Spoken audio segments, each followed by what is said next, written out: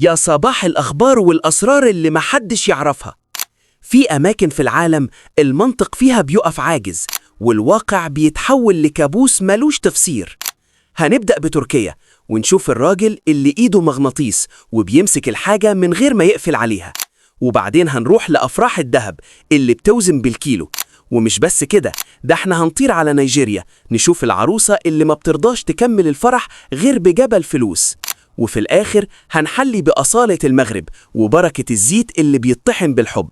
ركز في كل دقيقة عشان اللي هتشوفه ده أغرب من الخيال، ويلا بينا.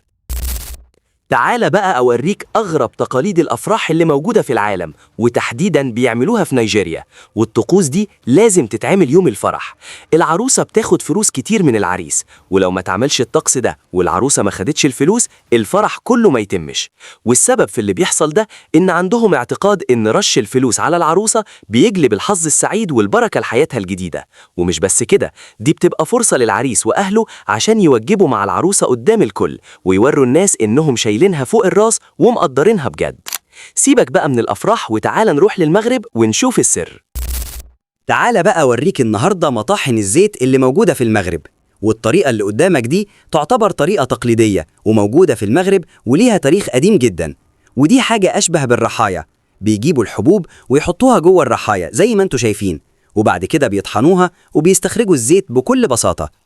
والسر في التمسك بالرحايا لحد النهاردة إنها بتطلع زيت صافي 100%. ومش بس كده، ده الطحن البطيء ده بيحافظ على ريحة وطعم الزيتون الأصلي اللي الماكينات الحديثة بتضيع جزء كبير منه بسبب الحرارة العالية.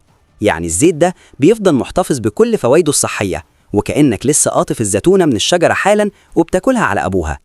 سيبك بقى من الزيت وتعال نروح لعصر الذهب ونشوف. تعال بقى أوريك الذهب وهو بيغلى في العالم كله، والناس برضو لسه ماسكة فيه. ودي من الحاجات التقليدية جدا اللي بيعملوها في أي فرح. الأفراح دي موجودة في دول الخليج وموجودة كمان في تركيا. العروسة بتلبس كميات ذهب كبيرة جدا وممكن توصل ل2 و3 كيلو. والحكاية مش مجرد فشخرة وبس، ده تقليد قديم بيعتبروا فيه الذهب ده هو أمان العروسة وسندها لمستقبلها. ومش بس كده، ده كمان دليل على غلاوة العروسة عند أهلها وجوزها. يعني كل جرام ذهب بيتحط على كتافها هو في الحقيقة رسالة تقدير كبيرة قدام الناس كلها، وكأنهم بيقولوا للكل إنها جوهرة غالية. سيبك بقى من الذهب وتعال نشوف أغرب راجل في العالم. تعال بقى أوريك أغرب راجل في العالم. والشخص اللي معانا النهاردة عنده قوة توازن رهيبة، لدرجة إنه بيقدر يمسك حاجات بكفة إيده من غير ما يقفل عليها، وكأنه قطعة من المغناطيس. الشخص ده بيمسك الإزاز وهو مليان مية، والغريب إن الموضوع ملوش أي علاقة بالسحر أو الكلام الفاضي.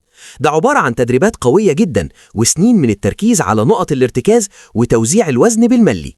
والأغرب بقى إن الراجل ده بيبهر الكل بقدرته إنه يخلي أصعب الحاجات وأتقلها تثبت في مكانها، وكأن الجاذبية دي بتمشي على مزاجه هو وبس. سيبك بقى من تركيا وتعال نشوف المعجزات اللي بيعملوها في الصين.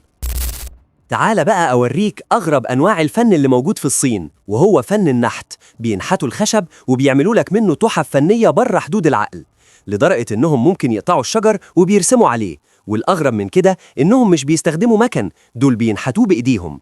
والمعلومة هنا إن النحت ده مش مجرد شغلانة، ده فن قديم من آلاف السنين وبيحتاج صبر أيوب، لأن الغلطة الواحدة بتبوظ تعب شهور.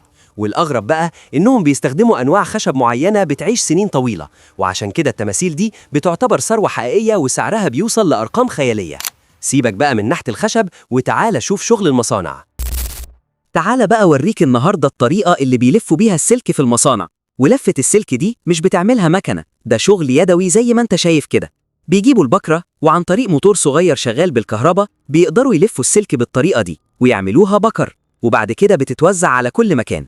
والمعلومة هنا إن السر كله في الدقة اليدوية، وهم بيرصوا الأسلاك دي جنب بعضها بالملي، وده علشان يضمنوا إن السلك ما يتشبكش ولا يتعقد وهو بيتحل بعد كده. والأغرب بقى إن الشغل اليدوي ده بيطلع بكرة شكلها أنظف وأدق من المكن بكتير، وكأن اللي شغال ده مكنة بشرية ما بيغلطش أبدا. وبس كده يا سيدي، وصلنا لنهاية الحلقة.